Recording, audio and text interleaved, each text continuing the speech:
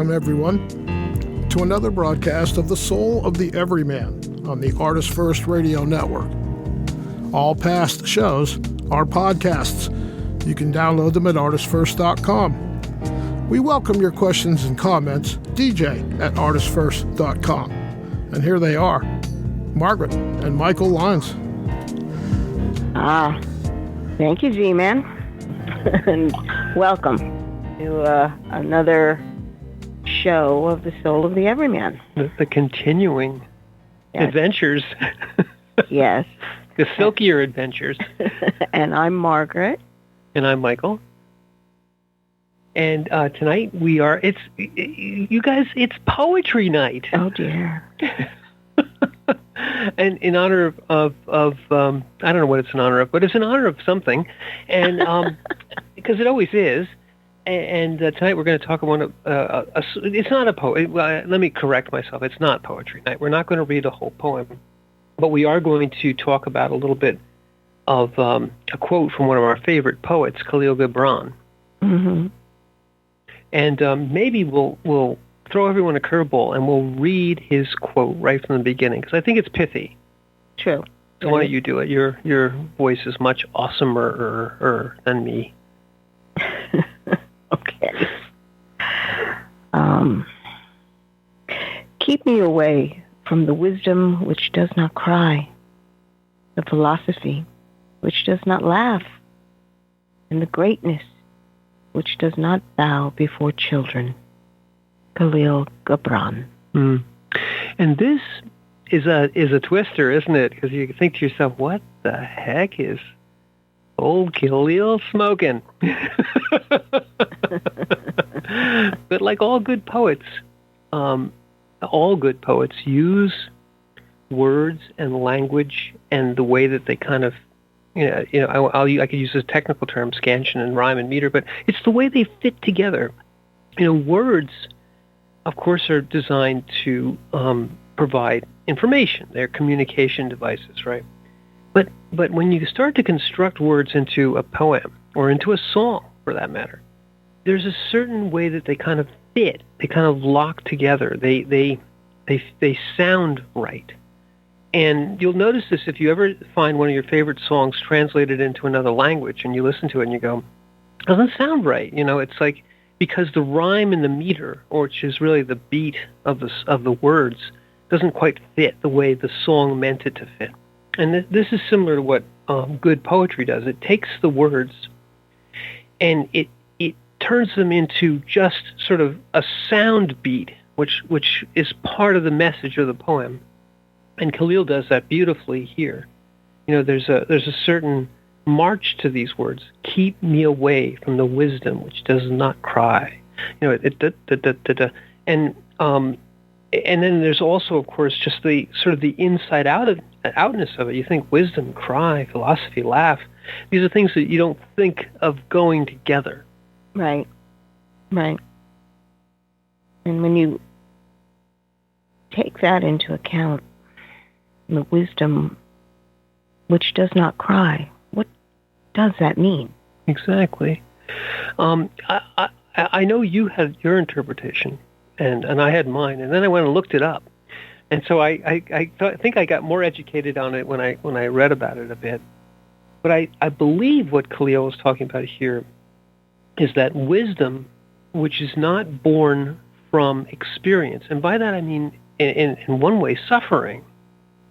From suffering, from experience which changes you, is where wisdom comes from. That was his meaning of that particular line? Well, I think that's what I read, and I thought that makes a lot of sense to me, because, people often confuse wisdom with like this book learning. Like we've talked about this and laughed about this in the past, where people will read all about how it is to give birth to a child, and they've got all the books and they've gone through all the classes, and then the actual event happens, which I really can't speak to, right. And all that goes out the window, right. Because true wisdom comes from you're not the as they say, you're now involved. You are where the rubber and the road are meeting. You're at the actual cutting edge of the experience. You're going through something, and in that going through it, you may find pain, you may cry, and you may come out the other side changed and a wiser person. Right. Now, the wisdom, yes, I agree with you. People believe that wisdom is whatever you happen to come up with. For some reason, people always believe that, well, I'm wise because I solved this problem. And you're like, okay. Well, I think the other thing, Margaret, they do is they go and find somebody who's wise and think, well, I'll just sit and listen to them and then I'll be wise too. Yes. Well, you do learn at the foot of someone who has experienced it, but no matter what is said and how well it's taught, unless you have walked into the experience, it is difficult to say that you understand and truly know what it is to help in that situation. The wisdom which does not cry, for me, means that the core of it is compassion. Well, I like that. Because when you're in that moment of compassion, you are, again, with passion. You are in that emotion, that flame, that suffering with the person. Different from being the person, but you are with the person. And walking with that person allows you to be the space so that the person that is truly suffering has a reflection back to him that I am not alone in this. And you are feeling elements of what I'm feeling. And in that moment, you cry together. You cry together. This is a very interesting point, and we talked about this in the past too, is that you need a witness. And all of us are called upon to be both of these things at one point or another in our lives. We are called upon to be the sufferer, and we're also called upon in other instances to be the witness. In the Jewish tradition, when someone has a great loss, a death in the family, there's something called sitting Shiva, right? And what you're basically there to do, although it's often conflated with food and whatever not, is you're there to be a witness. You're there to say, in our humanity, you are suffering right now, but in our shared humanity, I'm going to just sit with you. I'm going to literally just be here. And you can do anything you want. You can cry, rant, rave, sit in total silence, and I'm just going to be with you because, in essence, I'm witnessing, as another being, your pain and giving you a space, as you just very eloquently said, within which you can reflect back and see that this is a passing thing, and this is a thing that happens to all of us, and into each life some measure of joy will fall and some measure of suffering will fall.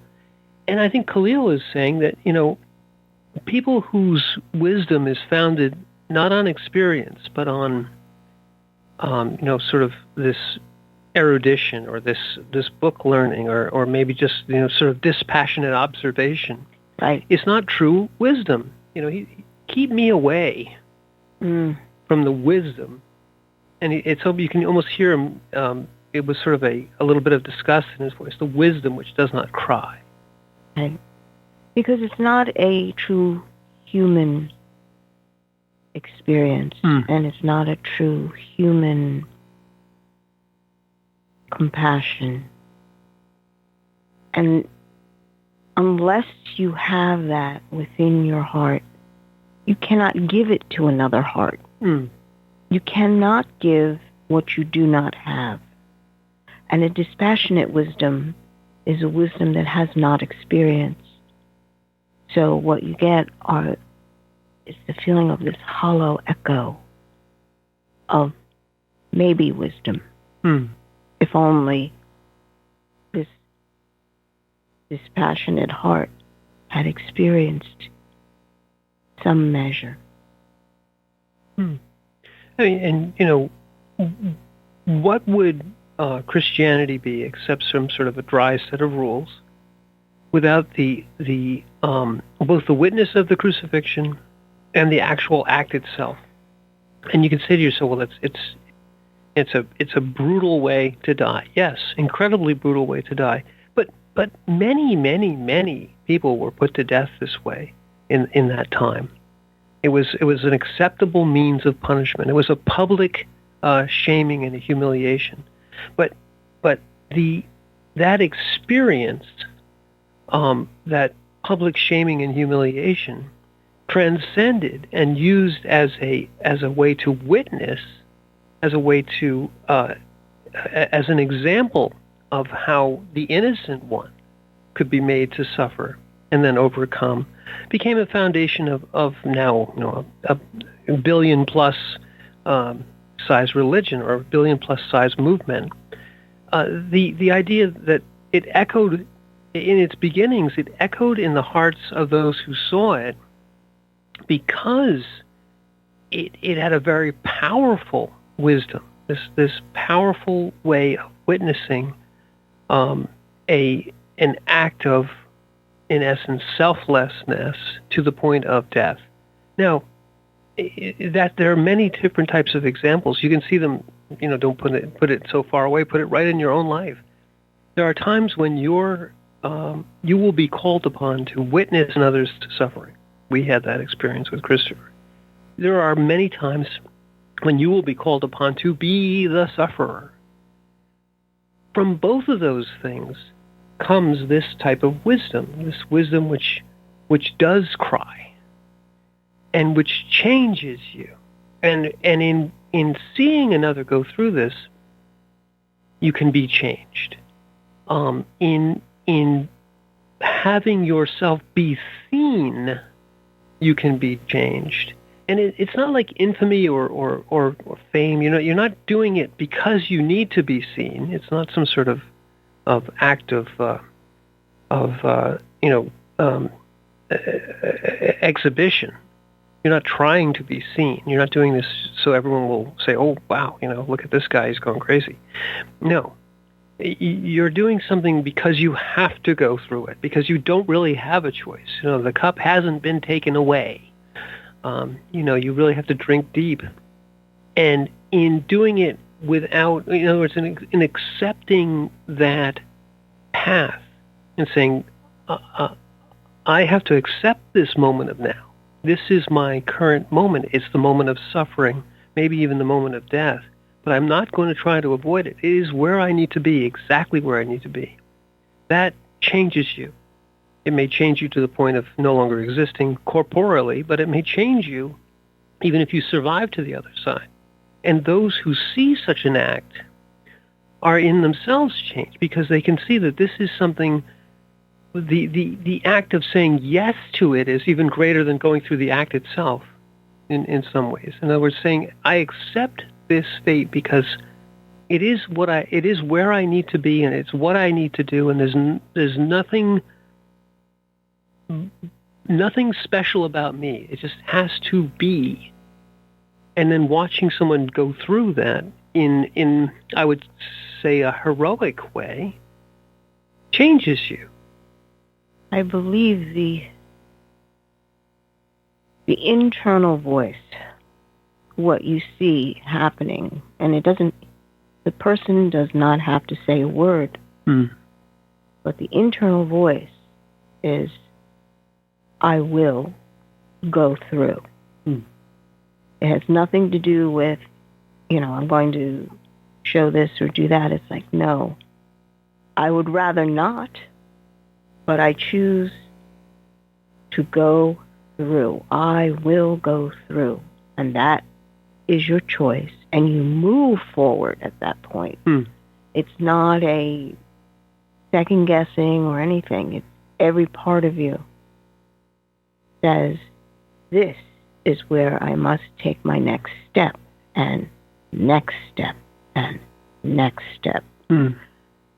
It's not something that you can easily describe, but when a soul chooses in this manner, the resolve is there, the determination, no matter what end may be for this person.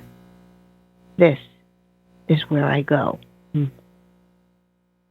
And you don't, how do I say this? You don't go into the regrets because everything has been aligned at that point. Yes. Regret means you're thinking of the past, and there's so much going on in the present, you don't have room to sit there and turn it around in your head. There's not a moment that you have free to be able to say, oh, let me look at this. That's all ego, looking at it. Whereas when you take your steps forward, everything is moving. Your consciousness looks forward and brings, because of that alignment, brings all of you there. There's a wholeness to it. Indulging in that ego, oh, let me think about it, diminishes you.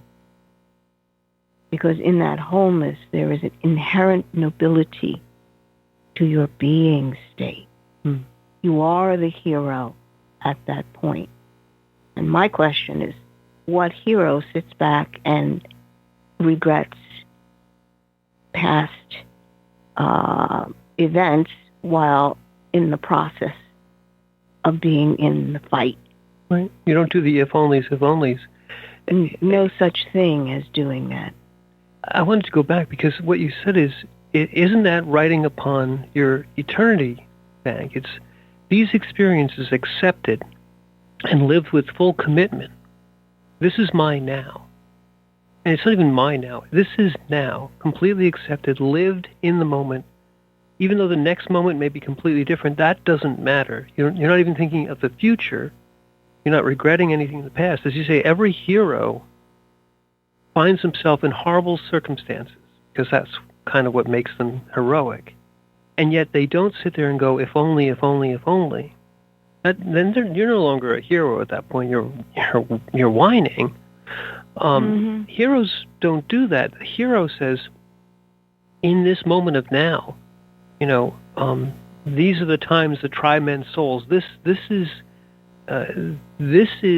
the moment that we have to live through. We could say we would rather not be here.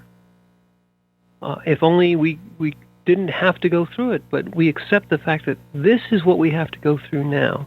And in that you find the root wisdom, which is that there's nothing special about you, or rather, nothing more special than anyone else. We all could be the sufferer. We all could be the hero. The only way you're not the hero is if you reject and do everything you can to deny the now. Right. Which is what the ego tries to do. Oh, if only, if only, if only. If not this moment, I want another moment. No. The being says, in this moment, we have to live through it. We have to be in it. The next moment... In that moment, completely in that moment, the ego has its place, and it moves with the rest of the consciousness. It does not override it, and there's no second guessing. Right, the ego can come along. Right, but what I'm saying is the ego doesn't drive. Right. Because the minute you start that machination spin, the ego's driving. Right, exactly. And if you accept this moment, it's like Tecumseh, this is the song of my life. This is a good day to die. Well, you're not trying to die. You're saying that this is the day that I will live in, and I'll accept everything that's thrown at me, all the slings and arrows of outrageous fortune, and and you accept it with almost a gladness, but it's not that you're even looking for it. It's a wholesomeness, a wholeness of acceptance. The being isn't saying, challenge me, like the ego might say. It's saying, I am eternal. I am vast. I accept this moment, whatever it may bring. And when you witness someone doing that, you can feel, as you said just a moment ago, the nobility, which is in all of us, but it takes something to bring it out, to make it apparent. It's always there, but in accepting the moment of now and writing upon the eternity bank and being the vastness, going into the vastness which is your being, you can see it, you can sense it. Witnessing another doing this echoes within you and says, that's who we are. That's who we really are. In that completeness, you understand that you are in this space and time, this event, and there's the word I'm looking for. There is a completeness, a wholeness,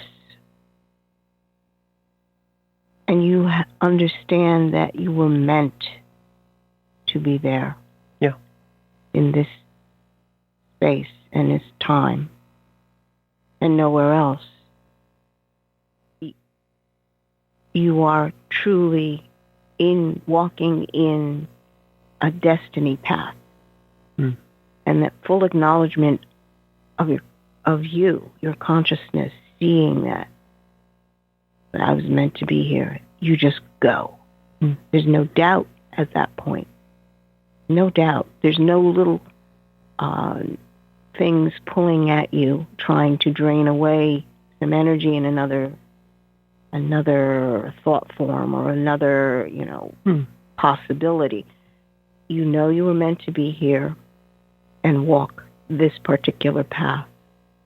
And it goes past, you keep saying, accepting what is. Accepting what is doesn't mean you're not fighting. It means that you acknowledge that this is the now. You must start in the now. What is, and then move forward. It's not, I accept what's going on and you lay down and die. Okay? Far from it. Because that's what people think. But you say, well, I accept and then they go into this mode. It's like, no. You accept the moment of now as your start point. And then you take steps on your hero's journey. Yes. The interesting thing about the moment of now, it's exactly right what you just said. People think accepting means passivity. That you're going to just lay down and die. That you're not going to fight? What do you mean you're not going to fight?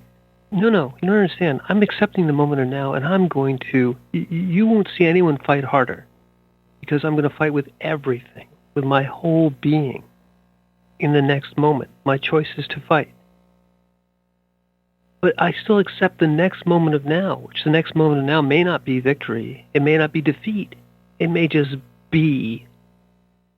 And accepting that moment frees you to fight with everything, because you don't have any, as you just said, all the little, could it be this, could be that, sucking away your energy. You can now use all of your energy, because all of you, the vastness which is you, is focused on the moment of now, and your decisions echo through eternity, not just the next moment.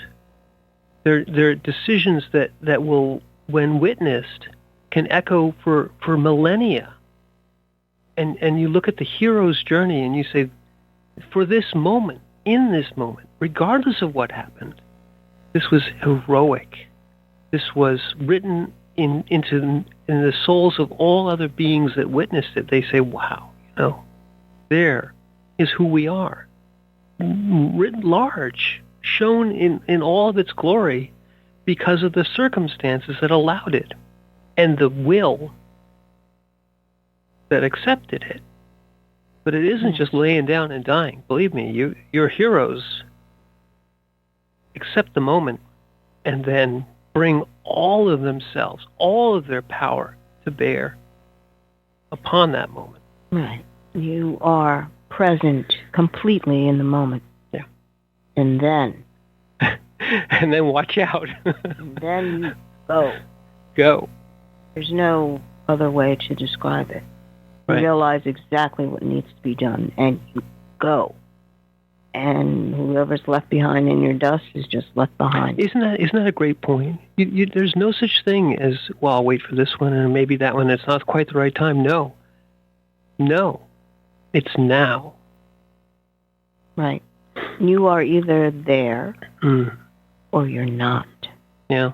And there are many people who want, oh, well, I don't understand it, but just could you explain it to me? Can you show me how? And you're sitting there going, you don't understand.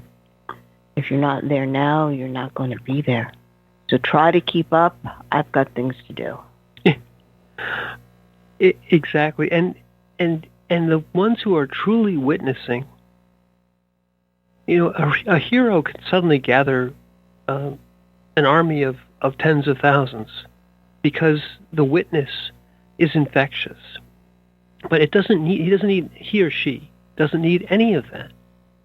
The singular moment of now, which is the decision to be in the present moment, well, not the action, the decision to be in the present moment is the heroic moment right there. Accepting the moment. You've already done the hero thing. Nobody knows it yet. Then they see, wow, look at them, look at it, look at the fight, look at the power. Yeah, that's after the fact. The first heroic action was, if this cup cannot be taken away, then so be it. As you will. Correct. As you will is the heroic moment. Everything else that happened afterwards looks like the heroic moment. It is. It's part of it. But the first heroic moment is saying, not my will, but the vastness, the being, the now be done. Not my ego saying, I don't wanna. The vastness, the now, the being be done. And then you're the hero there. You are the eternal moment. And then watch out, because the fight is going to be epic. The fight is always epic at that point, because the hero sets his eyes on something much higher than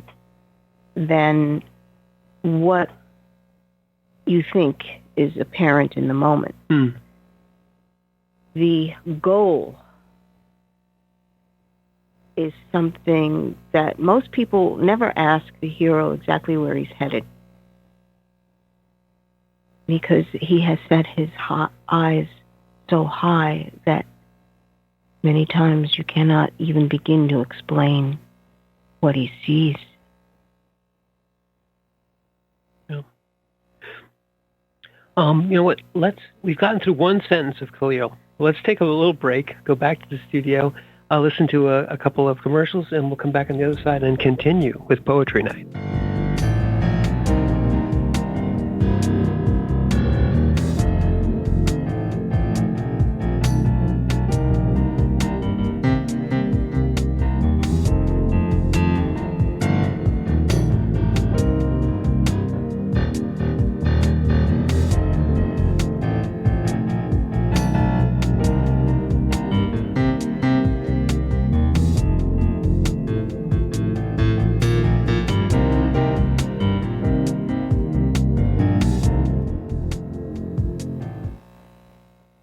Man Gets Out of Bed is the latest book from Michael Lyons, the award-winning author of There is a Reaper. Featuring 13 original stories, this wide-ranging collection has everything. Forbidden love, gods versus demigods, weird invading aliens, sexy seductive artificial intelligence, and unusual passion between the living and the dead. All set amidst fantastic worlds of pain and loss and boundless joy. From the sublime to the macabre to the bittersweet, The Fat Man Gets Out of Bed will leave you breathless with laughter, brimming with tears, trembling with suspense. Available now on Amazon.com, Google Play, iTunes, Kobo, and fine e-tailers everywhere. Rick Riordan fans, love mythology with plenty of action and humor? Destroyer's Blood is for you. The new fantasy novel by award-winning author Michael Lynes is book 1 of the adventures of Dev Kalian, the Blood series. Follow Dev and his magic sword Betrayer as they are suddenly attacked and forced to return to Olympus to fight in a war they want no part in. The world of men and gods is about to be destroyed by Zeus's ancient foe, and only Dev and Trey can stop him. The conflict never stops, and the amazing twist will have you on the edge of your seat. Act now while the ebook is on sale for only 99 cents. Destroyer's Blood is available on Amazon.com, Barnes & Noble, iTunes, Kobo, and fine e-tailers everywhere. And while you're there, get the free prequel, It's in the Blood, available for a limited time. Moonstones and Murder. Real murderers need a heart of stone. Meet Maggie and Mike Heartstone, parents of twin boys, entrepreneurs, and now empty nesters. Mike is retired, not by choice, from his position as chief of police in the picturesque resort town of Hamilton. And now his wife Maggie and her shop, the Cozy Crystal, are their only source of income. When a mysterious killing interrupts Hamilton's famous Springfield Park rock show, the townsfolk, the Cozy Crystal, and their lives are rocked to the core. Can Mike and Maggie figure out who is behind the murderous deeds before the town comes crashing down around them? A touch of romance, a little mayhem, and a whole lot of suspense, along with plenty of comedy and thrills galore.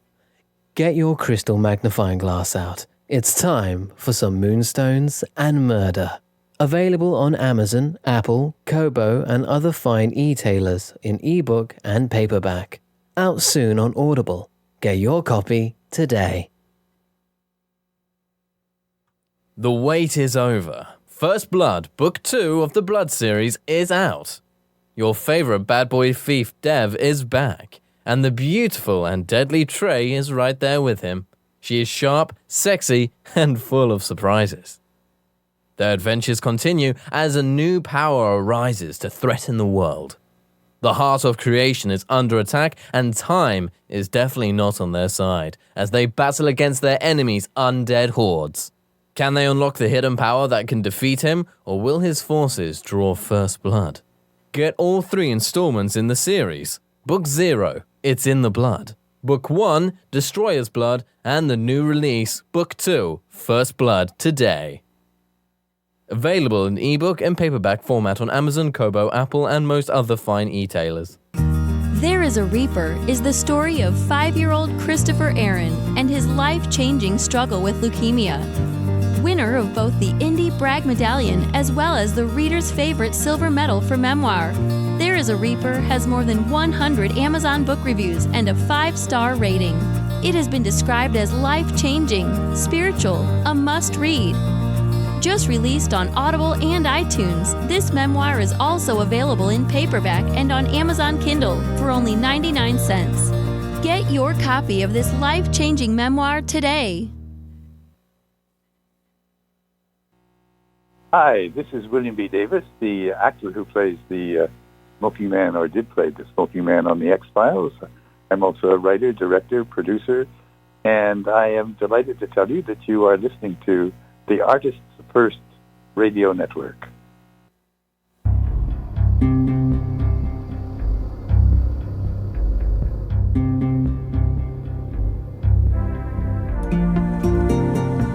Thanks for joining us on The Soul of the Everyman on the ArtistFirst radio network.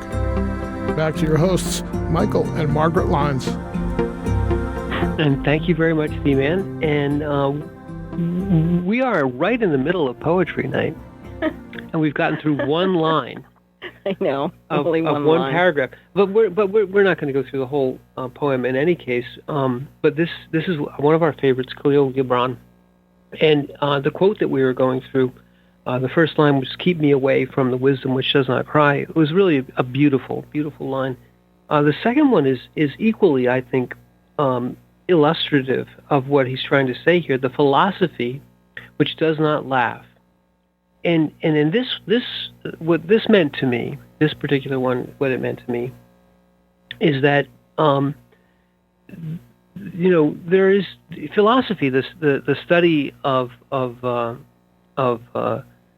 knowledge, or of the love of knowledge, philosophies, is something which is, people say, well, it's Kant, it's Hegel, it's all these other crazy people, but in essence, though, the root of a philosopher is one who loves knowledge, and here he says the philosophy which does not laugh, and I think in this case, what this is trying to say is that these sort of dry prescriptions for living, these very sort of structures, philosophical structures, which you can study them till the end of time. All these different philosophical structures. If they aren't at their heart, the philosophies, the philo is love or joy, or the laughter, the pleasure of seeking knowledge is the philosophy that he would like to pursue. A philosopher whose driving force is just to define, or just to observe, or just to sort of codify all these precepts into a way of living, is not the philosophy which has at its heart the human being.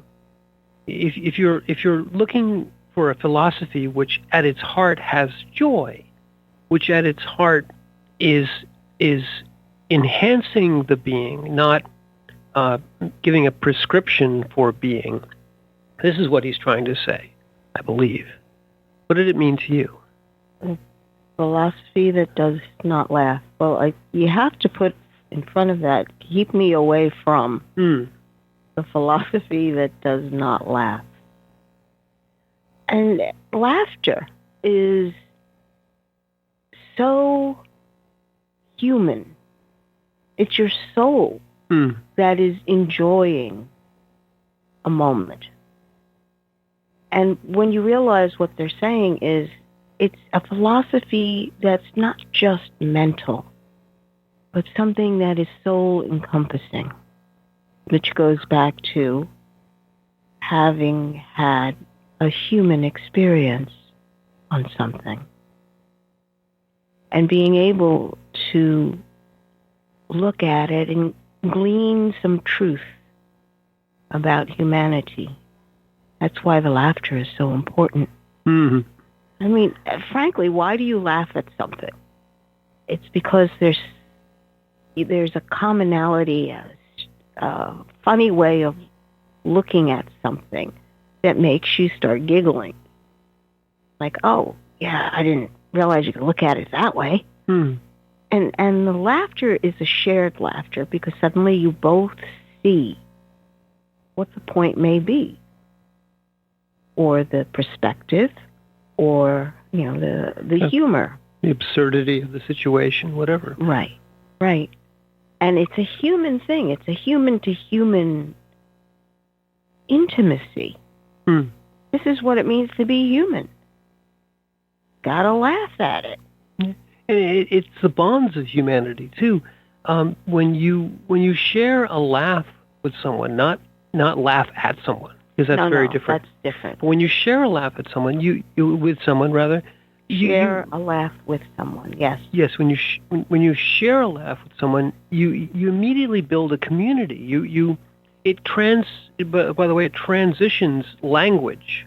Laughter at that level is something you can share with someone with whom you don't share a culture, don't share a language, but yet at the human level, you can both say, looking at a situation, look at each other, catch each other's eye, and laugh. and the other person may speak a language which you don't speak, and vice versa. Not have a culture that you share, but at a human level, laughter brings us together, it bonds us together. And that philosophy, the philosophy of joy, of laughter, is what he would like to espouse, not the other, which is separating, more ego-bound, certainly. Yeah, I think we said this in the last talk we had, but concentrating on division means you're analyzing without that understanding of what keeps you together. It's easy to take apart something without having anything to hold it back together. But when you understand that what holds you together is the most important thing, then you have to begin to culture that in your own way of thinking, not to tear it apart so that it never comes back together. Understand that the whole idea is to see the way things are connected one to the other and to keep what is valuable and maybe permanently separate that which is not valuable. Yeah. It's in that way, the philosophy is like many philosophies. It becomes a value system in the sense of looking at experience from the point of view of, does it add to humanity, or is it just experience? Is it just? Is it singular? Is it right? Or is it something that is relatable for all humanity? Exactly, and even, I'm not sure singular is the right word there, but even a philosophy which is more like a value system. People will say, "Well, I'm not counting dollars and cents." Well, a value system. I hesitate to use the word because people hate this. A morality, which is really what a value system can be defined as, and people are like, morals. We don't want morals. Okay, we're not talking about what society has called morals, but a value system which at its root is based on shared humanity, on laughter, perhaps, with that laughter and joy, because when you have these things as the root of your value system, does it enhance my humanity? Does it bring joy? You will find that you can more easily, as Margaret just said, sort of pick. We're not going to Marie Kondo the world, but the point is that if you find something which is in shared humanity brings joy, you make that as part of your value system. So this is something that we want to enhance, that we want to inculcate, we want to encourage in our philosophy. And you'll find that it's relatable across cultures because it's a human thing. It is not something which you can say, well, this country has it and this one doesn't. Like the British have terrible food, for argument's sake. But they do. We all, in our shared humanity, can find this is an eternity bank type of experience, an eternity bank type of value, which we can share. And if that's one of the roots of our philosophy, of our morality or our value system, it will be an eternal root because that's something which is a human thing, not a culture thing or even an individual thing. It is individual, but it's individual in the shared individuality, our common humanity. What I find interesting is, who was it that said this? Someone was complaining that on the internet or Facebook, why is it every time you're looking that someone's taking a picture of their food? And I sat there and I was like, well, food is something that most humans love. True. And they want to share in what it is that's presented to them.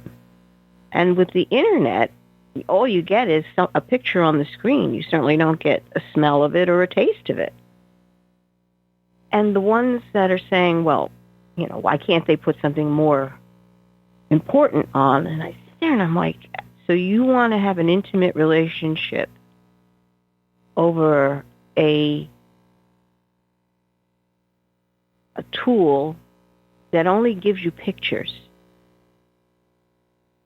and sometimes sound. What kind of relationship is that? Honestly. Because you are putting, when you are one-to-one with a person, that's when things are real. True. But when it's just a picture on a screen, how real is that? Although, you look at the popularity of cooking shows, for argument's sake, you know, food, I like the earlier part of what you said in the sense that food is something which people can find some commonality with. Now, of course, every culture has their own food, and so it's a bad example in truth. But we all need to eat. And eating is not just, if your philosophy is eating is just for sustenance, you're living in Sparta and all you have is like dried potatoes, or British food for argument's sake, which is pretty much the same thing. But if you share a great meal with somebody, it builds humanity as much as laughter with somebody. When you sit down, if you take a group of unrelated people, put them in a room, and they're all standing and staring at each other, you put out food on trays, and all of a sudden people will be handing plates to each other and please and thank yous and isn't this good and boy, what do you think about it? And all of a sudden you build a little community, and those people will find themselves relating to one another and talking to one another and sharing laughter and jokes. Why? Because you put food in front of them and sat them at a table. You'll sit next to a perfect stranger and have a lovely conversation, maybe not even share names, but you'll say, oh, isn't the food great, and I love this, and I can do, you know, because at our root, at our basic humanity, sharing a meal is family, it's community. Right. Now, sharing a meal has always been a way of bonding, and it is your first experience with family. Your family feeds you. Hopefully, anyway. Hopefully, yeah. But to begin to share that's the first step in that level of intimacy. And you always have to watch whether or not you want to be intimate with a certain person or a certain group. Well, there's that. I hate to do this, but we should move on from this and see if we can get to the end of this third sentence. But I think it works too, because again, keep me away from the greatness which does not bow before children. And you think to yourself, well, that's sort of odd. But in fact, what I took away from this is that we all, none of us were born great. None of us, we were all born innocent children in this incarnation. And, Christ's wonderful words, suffer the little children to come unto me. Because he was so great, they were saying, well, we can't have kids here. Kids are just annoying. Kids, I mean, they are. but to put aside your puffed up ego greatness and to sit down next to a child and build a sandcastle on the beach is true greatness, a true sense of greatness. You know, the saying, the scripture goes, for one who wishes to be great, make yourself a servant. If you wish to be first, be last. Right. If you wish to see true greatness in another, look at how they treat those who are weak and powerless. Yes. The children, the innocent, if they put themselves on a pedestal and say, I am greater than all, run away from that person. But keep me away from that person. So says Khalil. But the greatness which bows before children, which says, I was a child, I am still a child, with just these titles and ego things all piled upon me. But if I remember my beginnings, I remember my true nature, my true innocence, when a child comes and says and picks up something and says, look at this rock I found. You bend all the way down, you get on your knees, you look them right in the eyes. So what a great rock. Let's talk about it. Mm-hmm. Treat them as you would have loved to be treated as a child, because first of all, to remember it forever, and secondly, that's your humanity speaking to another's humanity, because we are all that child at that moment, or that shared experience. Now, this is true. I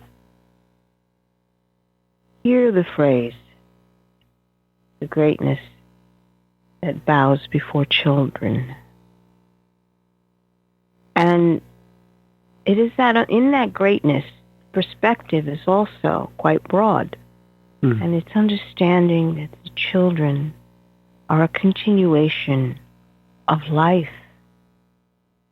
just life unto itself. I believe it's the other phrase that Khalil Gibran uses. Life living for itself, an expression of life for itself. And to understand that they are the next step. Most people, oh yes, they're the next step. I know, you don't understand. The continuance of humanity, that which we share at the dinner table, the relationships, the interactions, as well as, what was that first phrase on that? The wisdom which does not cry, the shared sufferings. And the shared sufferings, all of that, the experience, that which is human, that which involves soul-to-soul relationships, is continued in children. And children have that purity of consciousness. They are there, and they begin to learn how to use different aspects of themselves, like the thinking part of them, or the emotional part of them, or the choosing part of them. But that comes along. In the very beginning, they are consciousness. And that, in and of itself, is so beautiful, because they haven't fragmented themselves into these little compartments. They're completely there. And the interaction with a child like that is amazing, because they are reading you in more ways than just listening to the babble that's coming between your lips. They may not even understand English or whatever language.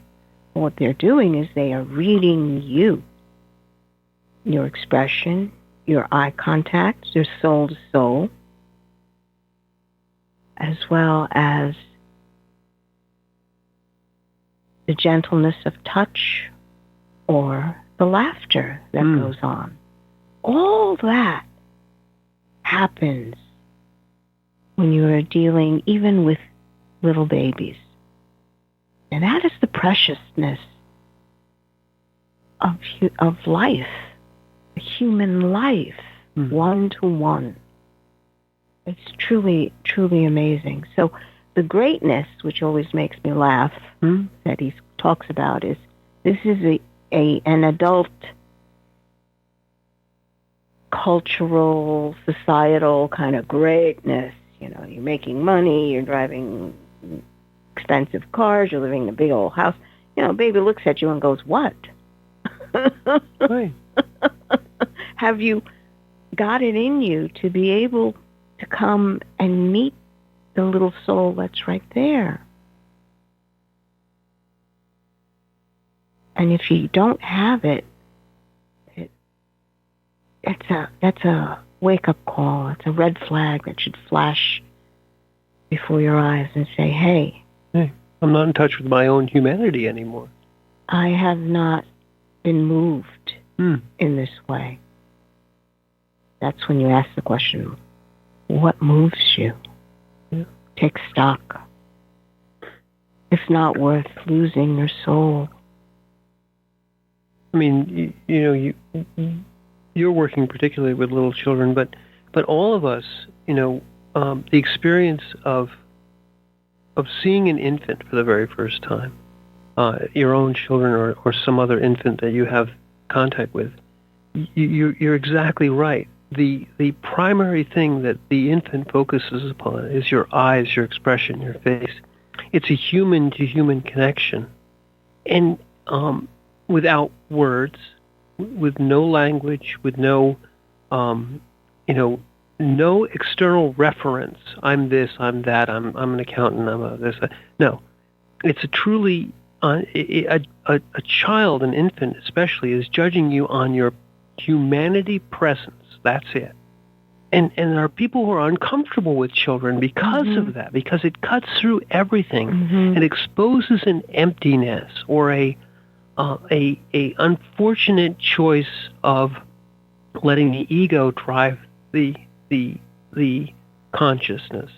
And that when you're brought by an infant to your present moment and you can't get there, people are uncomfortable. Well, I don't like having children around. They're so this and they're so that. And Khalil is saying, get me away from that type of greatness. If you can't find when you see a child the echo of your own humanity and immediately toss aside all the dross and the nonsense and bend down or put your little butt on the floor and start playing Legos with them, or digging a hole in the sand, or just looking at them and holding them and sharing a laugh. If you're comfortable there, you're realizing that the present moment of now and your shared humanity is the most important thing. It is truly greatness, and that none of the other stuff matters. You won't end up in some sort of bucket list midlife crisis if you can just look at a child and realize, here's the future. But it is also me, us. I was the future. I am the now, perhaps, and I will be the past someday. But that doesn't matter. This moment of now, looking into the eyes of this human being who doesn't have any of the clutter right at the moment, and realizing that I still am that uncluttered human being, and that I can bring it to the present moment and interact with this being who has none of the clutter yet, but yet still has this shared, this resonance, heart resonance. That's true greatness. You see the innocence of a child, and you immediately feel in your heart, if you let yourself feel it, your own innocence. Right. And it's a wonderful thing to be able to let go and just be with that small child. Even Jesus was saying, let the little children come to me, for such as these are in the kingdom of heaven. And we have reached the end of our show. We're going to go out on the kingdom. All righty. So, I'm Michael Lyons. And I'm Margaret. And thank you for listening.